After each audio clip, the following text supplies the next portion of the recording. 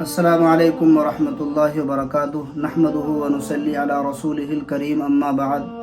فاعوذ باللہ من الشیطان الرجیم بسم اللہ الرحمن الرحیم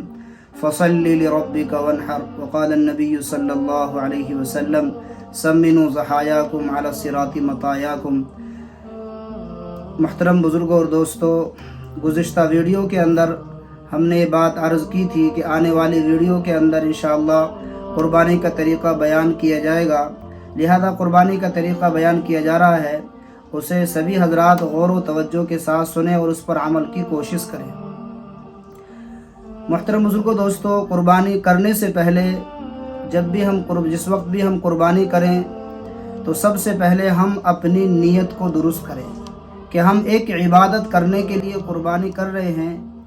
ریاکاری یا دکھلاوے کے لیے قربانی نہیں کر رہے ہیں، ہم اللہ کو راضی کرنے کے لیے قربانی کر رہے ہیں۔ اب جہاں پر ہم قربانی کریں وہاں پردے کا معقول انتظام کریں،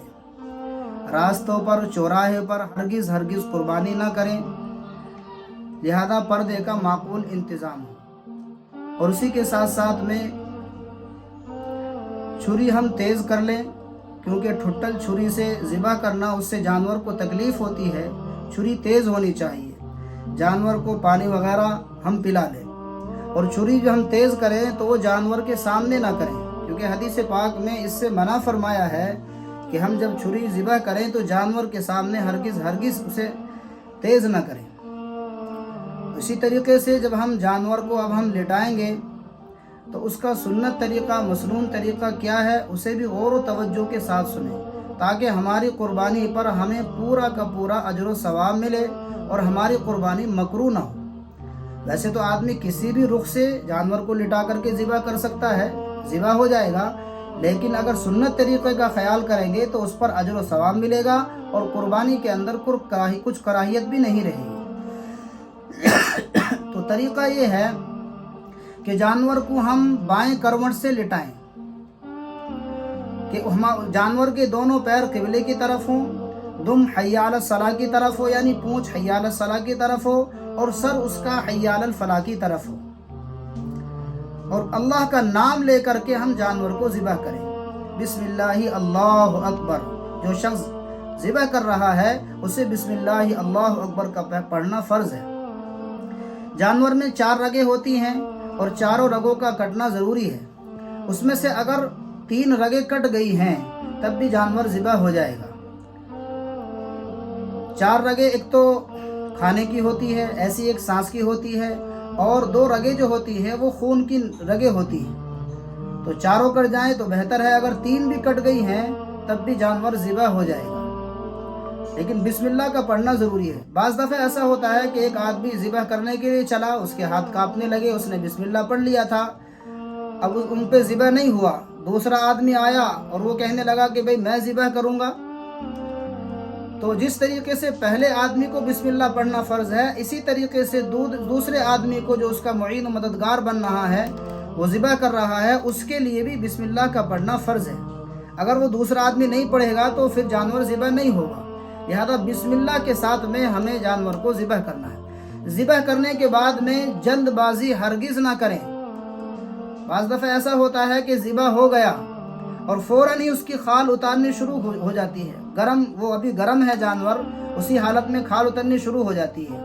ایسا ہرگز نہیں ہونا چاہیے۔ جب پورے طریقے سے پورے بدن میں سے خون نکل جائے، دم مصفوح بہہ جائے، دم مصفوح وہ خون ہوتا ہے جو بہنے والا خون ہوتا ہے، جس کا نکلنا ضروری ہے، اگر وہ جلد بازی کی وجہ سے اندر رہ گیا اور خون پورے طریقے سے نہیں نکلا تو اس کی وجہ سے گوشت بھی خراب ہو جاتا ہے، طرح طرح کی بیماریاں پیدا ہو جاتی ہیں، لہذا جانور کو پورے طریقے سے جب ٹھنڈا ہو جائے اس کے بعد ہی ہم کھال اتاریں۔ بعض جو کسائی ہوتے ہیں، جانور کو ذبح کرنے والے ہوتے ہیں، وہ جلد بازی کی وجہ سے، لالچ کی وجہ سے، کیونکہ انہوں نے اور بہت سارے جانور بک کر رکھے ہیں، بہت جلد بازی اس میں کرتے ہیں، یہ بہت بڑی غلطی اور کوتاہی ہے، لہذا جب پورا ٹھنڈا ہو جائے اس کے بعد ہی اس کی کھال اتروانے کے لیے کہیں۔ اگر وہ جلد بازی کر رہے ہیں تو انہیں فوراً روک دیا جائے، جب پورا خون نکل جائے اس کے بعد میں ہی جانور کی کھال اتاری جائے۔ ایسے ہی جانور کا جب کھال اتر جائے تو اس کے ہم پورے 3 حصے کریں گے، 3 حصے کرنے بہتر اور افضل اور مستحب ہیں، یعنی ایک حصہ اپنے لیے، ایک حصہ اپنے رشتہ داروں کے لیے اور ایک حصہ غریب غربا کے لیے ہونا چاہیے، یہ مستحب ہے۔ اور اگر کسی کے عیال زیادہ ہیں، بچے زیادہ ہیں اور سارا ہی استعمال میں آ سکتا ہے تو سارا بھی رکھ سکتا ہے، کوئی گناہ نہیں ہے۔ ایسے ہی اگر ہم کسی بڑے جانور کے اندر شریک ہیں اور اس میں 7 حصے دار ہیں تو وہ جب ہم گوشت کی تقسیم کریں تو اندازے سے اور اٹکل سے نہ کریں، بلکہ گوشت کی تقسیم وہ تول کر کے ہونے چاہیے، اس میں کمی زیادتی بالکل درست نہیں ہے۔ اگر آدمی الگ الگ خاندان کے ہیں، الگ الگ جگہ کے رہنے والے ہیں تو تول کر کے تقسیم کرنا چاہیے۔ ہاں اگر ایک ہی گھر کا مسئلہ ہے اور ایک ہی گھر کے افراد ہیں، باپ ہے، بیٹا ہے، بھائی ہیں، تو پھر وہاں تولنے کی ضرورت نہیں ہے۔ لیکن اگر دوسرے افراد ہیں، دوسرے محلے کے ہیں، الگ الگ افراد ہیں، تو پھر تقسیم اس طریقے سے ہونی چاہیے کہ تول کر کے تقسیم کریں۔ ہاں سر ہے یا پائے ہیں، اگر جس طرف وہ لگ گئے ہیں تو اس طرف سے گوشت کو ہم کم کر دیں، تو اس طریقے سے ہم تقسیم کریں۔ اور یہ عمل ہمارا ہو گیا۔ اسی کے ساتھ ساتھ میں صفائی ستھرائی کا خاص خیال رکھیں، کیونکہ حدیث پاک کے اندر آتا ہے الطہارۃ نصف الایمان، کہ صفائی ستھرائی یہ آدھا ایمان ہے، لہذا صفائی ستھرائی کا حکم دیا گیا ہے۔ کہیں بھی اوج پھینک دینا، کہیں بھی اس کی گندگی پھینک دینا، شریعت اس کی اجازت ہرگز نہیں دیتا، لہذا ہم صفائی ستھرائی کا خاص خیال کریں، کہیں بھی گندگی نہ پھیلائیں اور پردے کے اندر ہم اپنی قربانی کریں۔ بچوں کے سامنے ہرگز قربانی نہ کریں، کیونکہ بچے نقل اتارنے والے ہیں۔ بعض ایسے واقعات بھی ہوئے ہیں کہ بچوں کے سامنے قربانی ہوئی تو بچوں نے اس عمل کو